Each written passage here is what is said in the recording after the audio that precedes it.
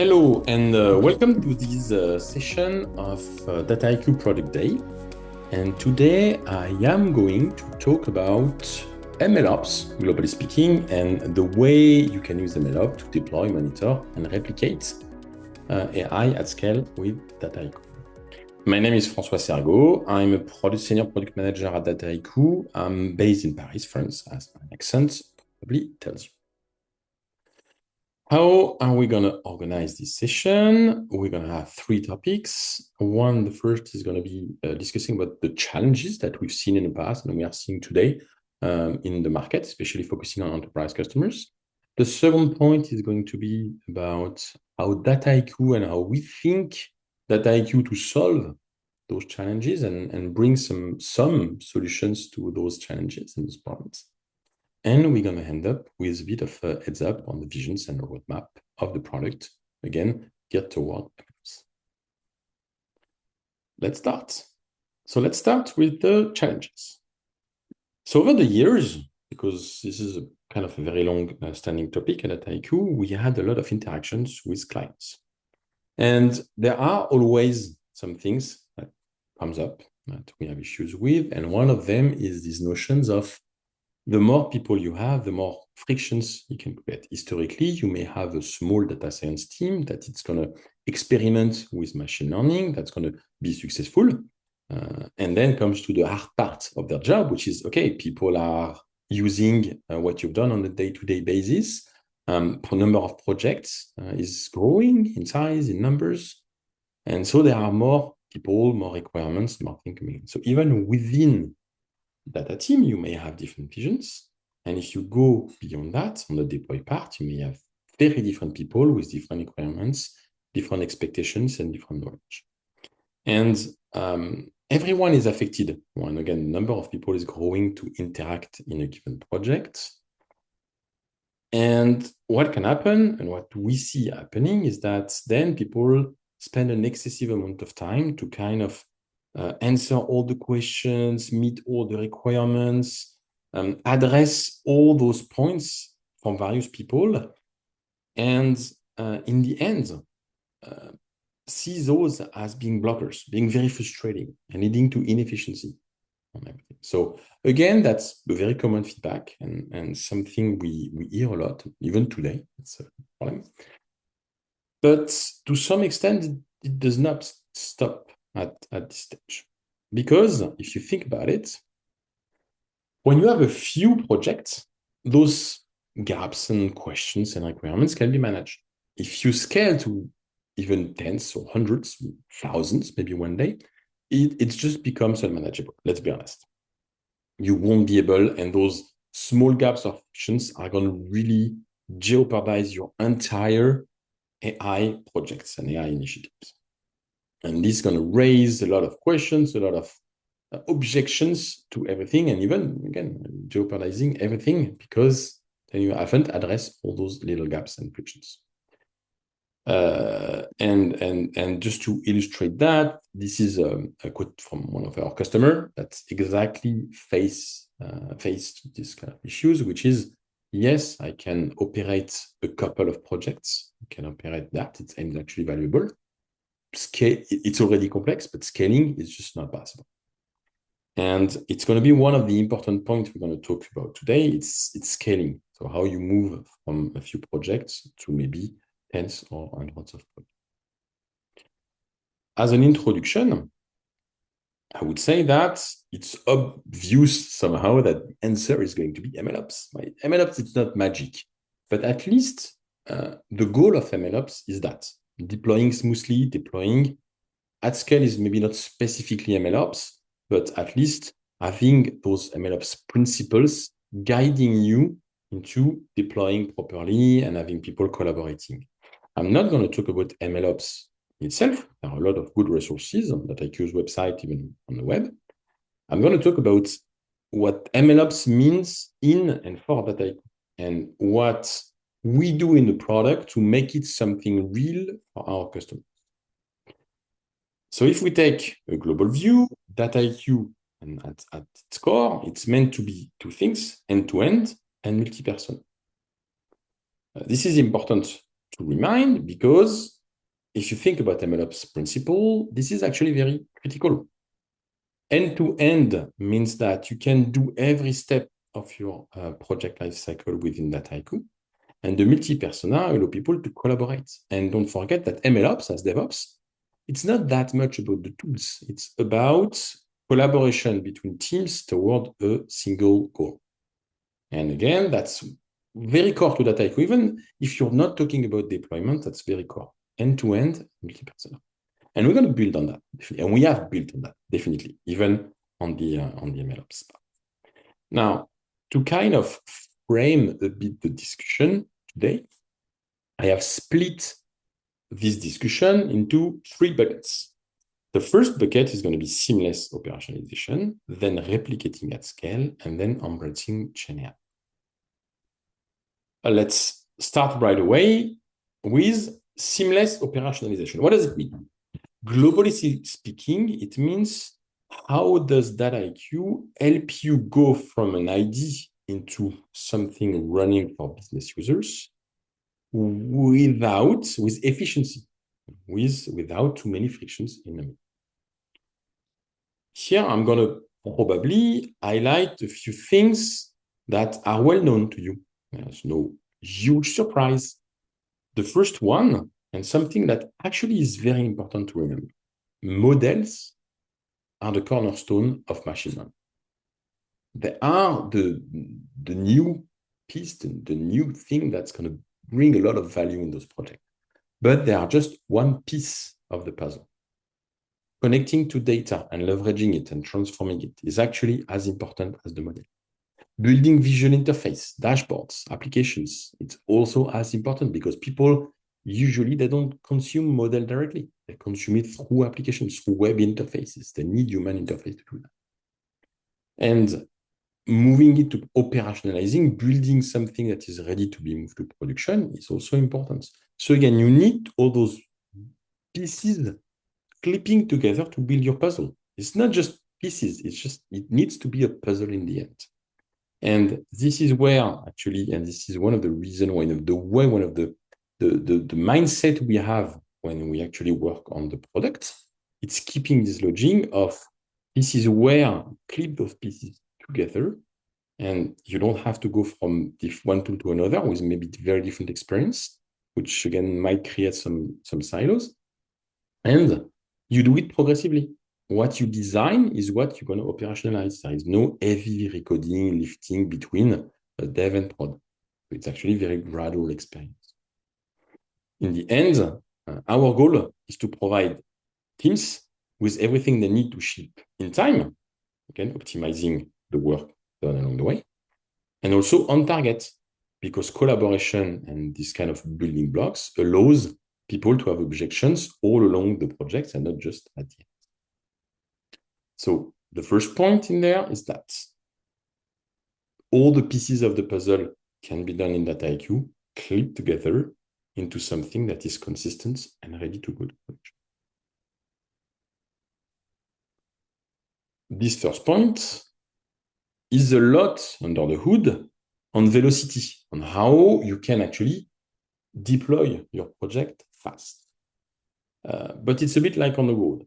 Going fast is maybe interesting, it's maybe nice, but it can be dangerous, even illegal. And it's exactly that in machine learning. Whether you are a small, a medium, or a large company, there are rules you have to respect. This may be internal rules, those may be laws and regulations from the industry, like the health industry, from GDPR, from even some AI-specific frameworks now, like the EU AI Act. And that's not a surprise, but a lot of people consider this as being, not very interesting, and they don't want to spend time on it. So the idea with Dataiku, and around those features that I'm mentioning there, it's not that much about removing the rules. They are there. It's about helping people do it. And maybe the main and the core thing in there is document generation. A lot of those rules is about generating documentation, generating complete and honest and transparent documentation. With model document generation and flow document generation in Dataiku, you can do that in a few clicks. It might not be finalized. You may still have work to do. Let's not dream about having a one-click full documentation, but still, it does maybe 80% of the job, and that's it. Again, you save time. You spend less time on those tasks that, yes, are a bit not a thing you want to do, but things you have to do. And there is another aspect to it. It's when you start talking about rules, you start talking about having other people coming in the project and maybe interesting in inspecting what is done. And to that extent, a Dataiku project, it's not a huge blob of code. It's actually a flow with recipes, with datasets, it's model with visual interface. So even people without deep knowledge of data science and machine learning can open the project, can look at it and understand it. And this notion of being transparent and easy to understand is also critical. Because in the end, the goal is that the Dataiku project is not a technical black box. It is transparent. It's going to help you first secure your delivery, because then you know what you deliver is actually in line with the law, the regulations, and the compliance. And it's also going to help to structure it, because in the end, you know what is required, when it is required, and you can generate it kind of easily. And with govern, it's actually embedded in your lifecycle, the notion of documentations. And it's part of the sign-off also. So the underlying idea in there is that there are rules, they are important, they are even critical. And our goal is to ensure that speed does not come at the price of risk when dealing with a project. Third point in this section, we've seen how you can actually build a working project. Here, we saw how you can build a safe project. But this has no value until it's deployed. And there's nothing more frustrating than being blocked at deployment time because you lack the skill, for example, of the platform actually your project has to run, which may be very complex. And you don't want to learn that knowledge. You don't need to, and that's just blocking. So again, that's things that we made over time. We said deployment should be very easy, not only for models, but for entire projects. It should be a couple of clicks. It should be very easy for people to deploy what they've done, what actually they have signed off. It should be very easy then to go at the last mile and deploy it. This is the deployers, API deployer and project deployer. They're really made for that. And same thing for the monitoring. You can actually build the monitoring of your models. You can go beyond models, but we're going to talk about that later on. But it's actually very simple to build all that together. But it's also simple to automate all of that and to go to customization and control. Like, it's not because you deploy something in a few clicks, there are not a lot of control, and there are.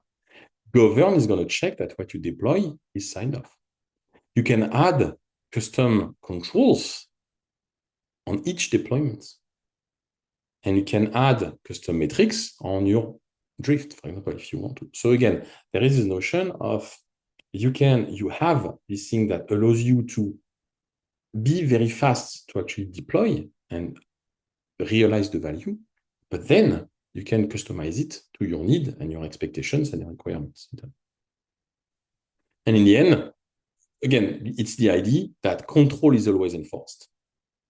And teams can ship projects, and a lot of projects, and not only models, entire projects, not once, but as often as they need, which is exactly what is seamless operationalization.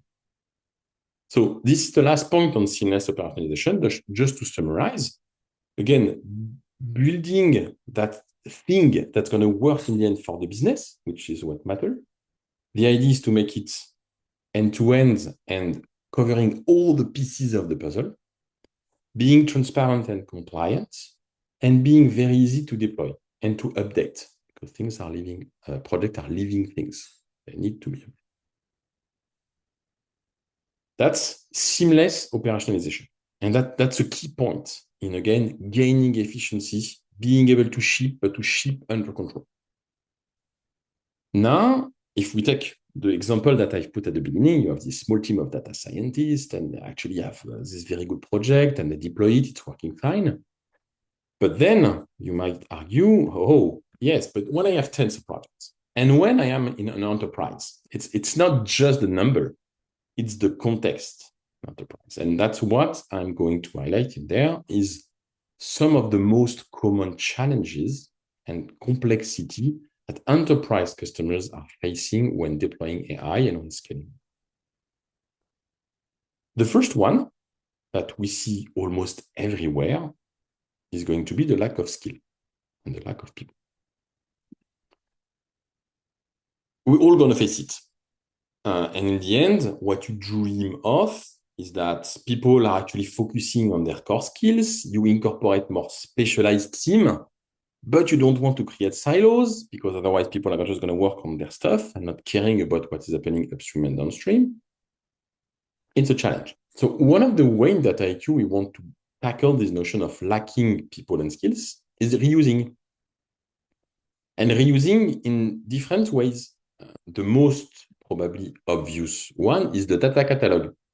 Data catalog, let's imagine you have a data office. They actually worked very hard to build golden data sets. Golden data sets of products, employees, factories, customers, everything. You want those to be recognized, easily found by your other users that do project, and also controlled. That's exactly what data catalog is about. Share and access these valuable features and data source. Sorry. Feature store, it's the same for feature. It's a bit less data and more machine learning because here you're talking about the feature you need to train very good models.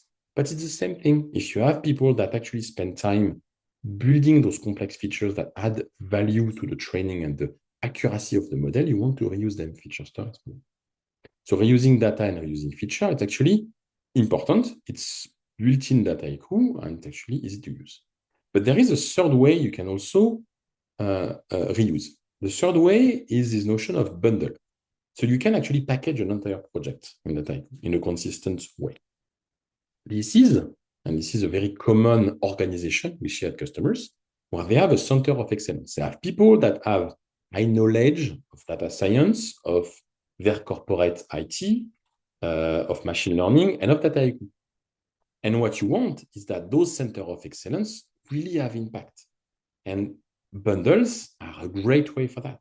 They can actually build the bundle they want that is retailored to the company, to its technology, and then they can ship it to other teams or subsidiaries that may have less time, less skills, but in the end, they can still use these next best action, credit fraud, predictive maintenance use cases that this center of excellence deploy, because 90% of the job is done.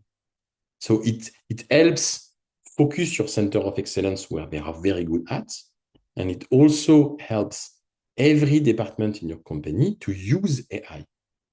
So again, it's a global gain in efficiency. And it's based on reuse, and again, reusing data and feature, that's pretty natural, but also reusing a project, entire project, which is maybe a bit more specific. In the end, reusing is not easy. Gaining efficiency is not easy, let's be honest. There's a lot of organization around it. But again, we try to provide features that help you do that. The second challenge that we see a lot in corporate landscape is this notion that is also very common, that people want to have a unique data and machine learning backbone. A unique technology, a big data lake where actually you have all your data and people can actually go and fetch with them. I'm not going to judge whether it is a good approach or not. It's not my point. But what I can say and what we see on a daily basis is that today, it's not the case. For historical reasons, technical, financial reasons, you have different technologies within your corporation. For a team, for a subsidiaries, maybe something you recently acquired, maybe some people that are a bit on the side, or more coders and no coders. So it is a fact. The question is then, can you wait for this unification of the backbone to actually engage into machine learning projects? At Dataiku, we believe you cannot wait. You have to move forward. So what does it imply? It implies two things. It implies first that you need to actually fetch things, and especially models, where they are. And they might be outside of Dataiku. But you need to do it in an efficient and simple way, codeless. Fetching, importing an ML flow model from a Databricks registry, surfacing a SageMaker endpoint in your project. So this ML piece of your puzzle is coming from outside without complex or coding integration. So it's there, you can use it. And same thing if you want to deploy. You can deploy, in the end, this model or another application on SageMaker, on Azure ML, on Snowpark, if you want to. So this then breaks the technological silos that may exist in your company. Then you can stitch all that together and you can actually move forward with your project. And also importantly, you remain agile because in the end, if you change your mind, because over time your unique platform project is moving forward, you can change.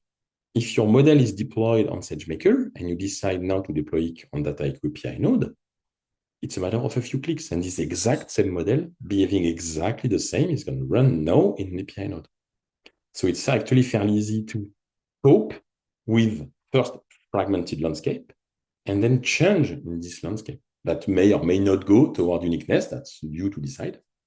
But again, that's a very important thing. And that's a topic we actually worked a lot in the last couple of years to make these integrations leverages what you call external models and deploy anywhere in a way to allow you to break the frontiers of this fragmented landscape and unify that and make sure that projects can actually move forward. They don't have to wait for this unification to happen, which it may never happen.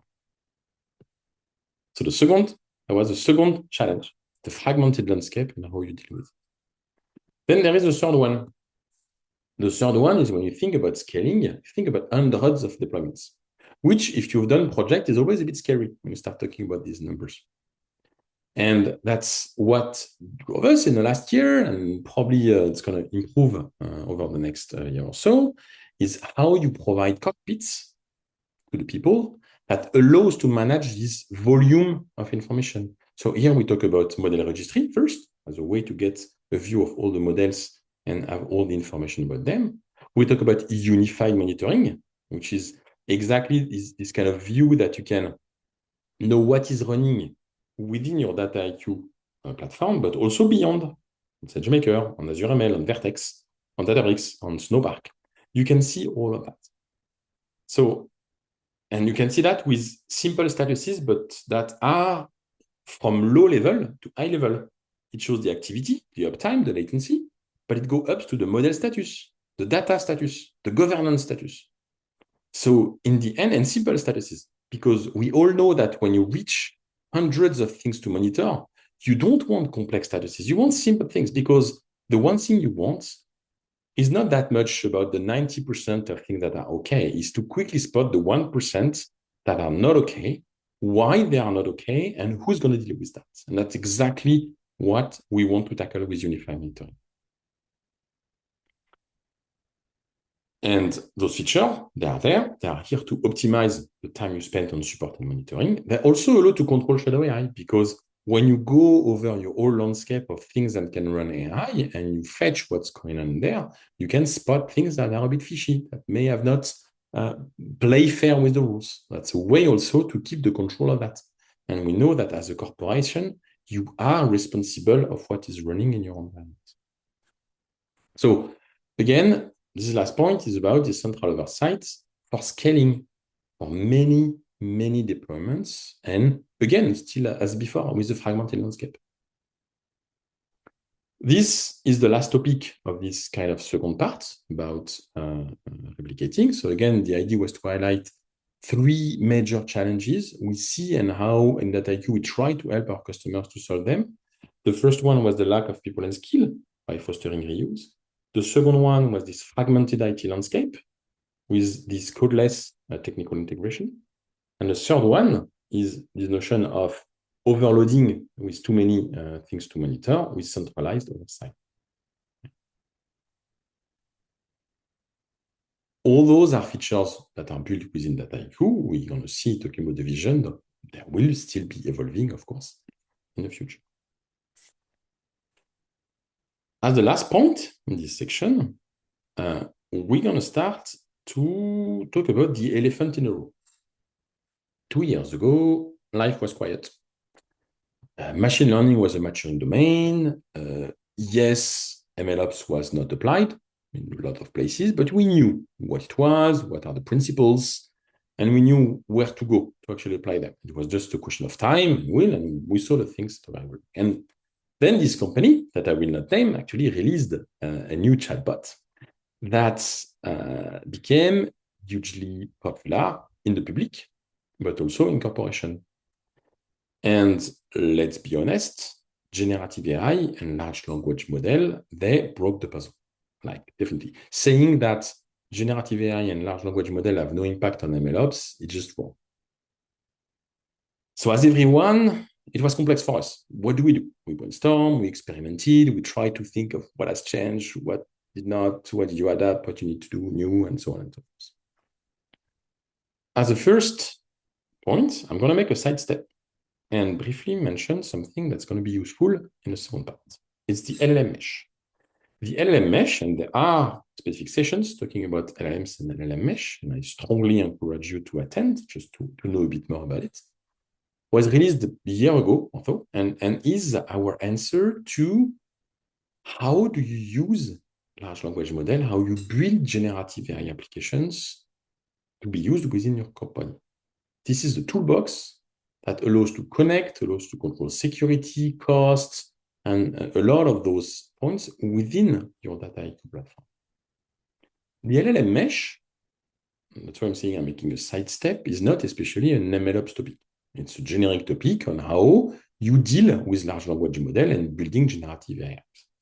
But actually, if you think about it another way, LLM mesh, as I said, LLMs, they broke the puzzle. You remember this puzzle? We have a lot of things in this puzzle. Actually, LLM mesh broke everything.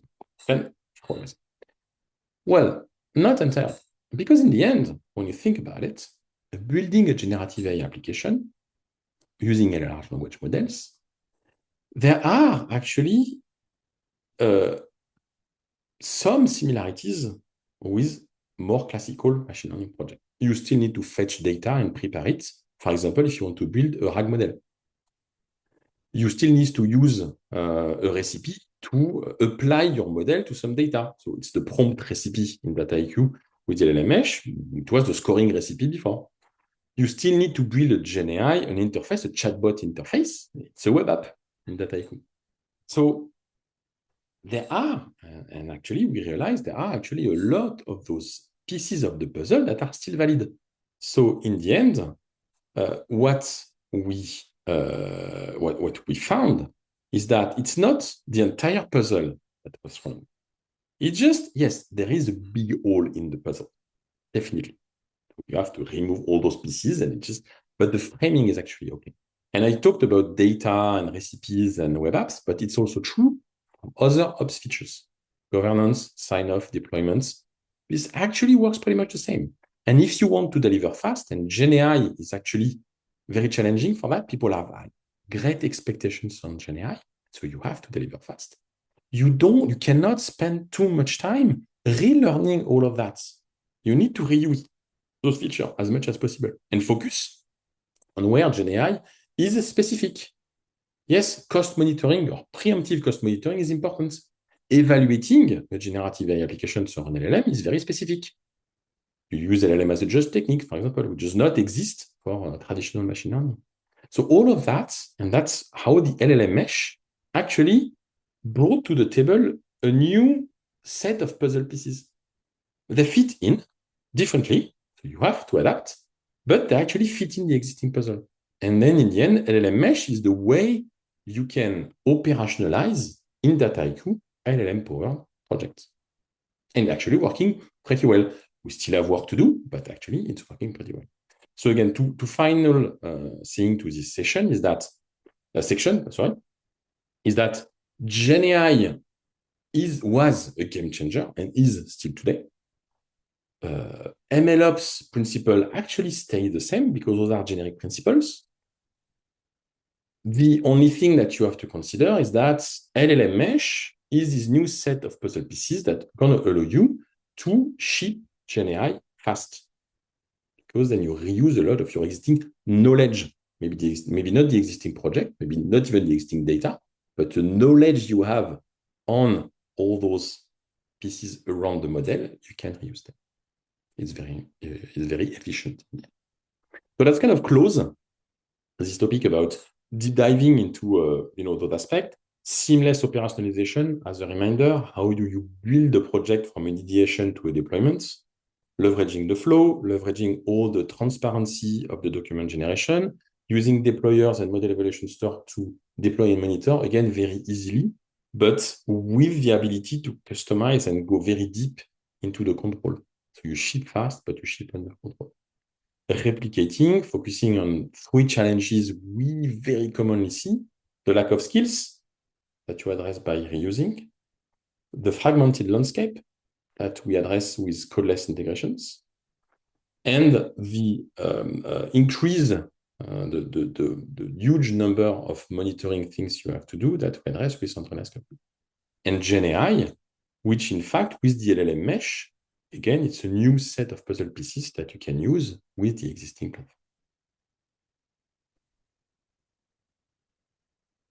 So that was the deep dive of what we have today.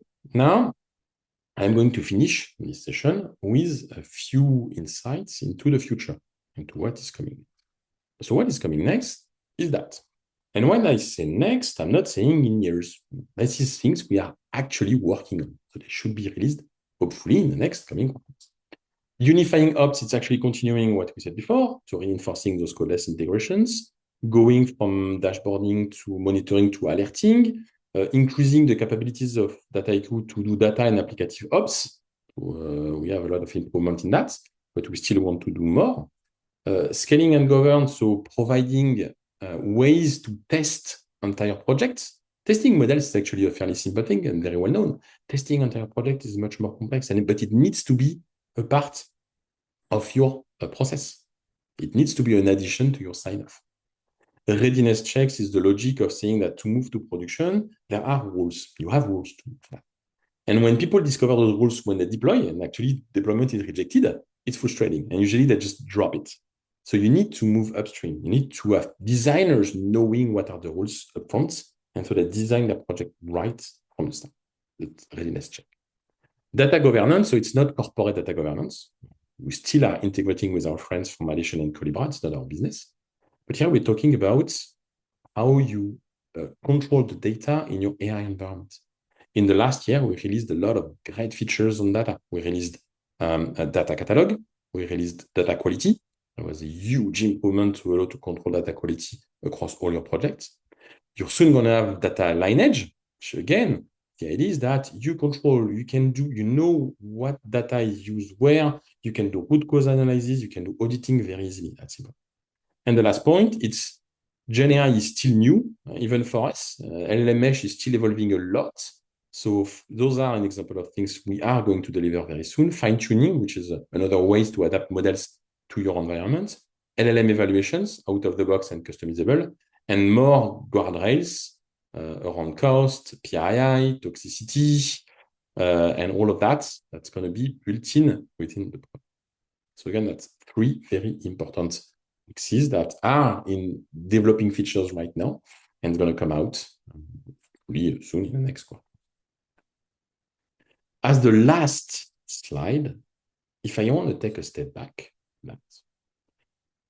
what we see in there is that MLOps is a great set of principles. It's actually it's the cornerstone of what we are doing.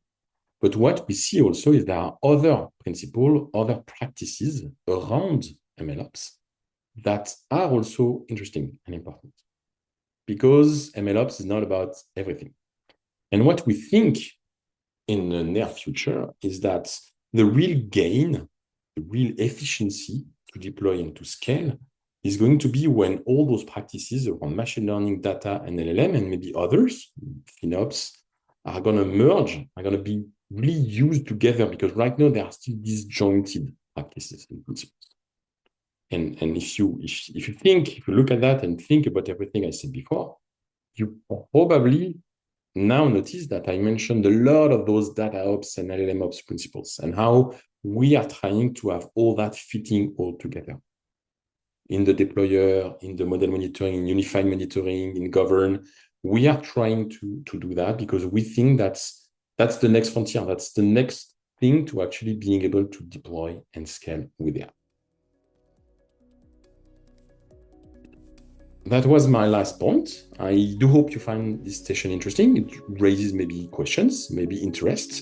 So I do encourage you to pursue those questions and interests. And I wish you a pleasant day and hope you had a very fruitful session.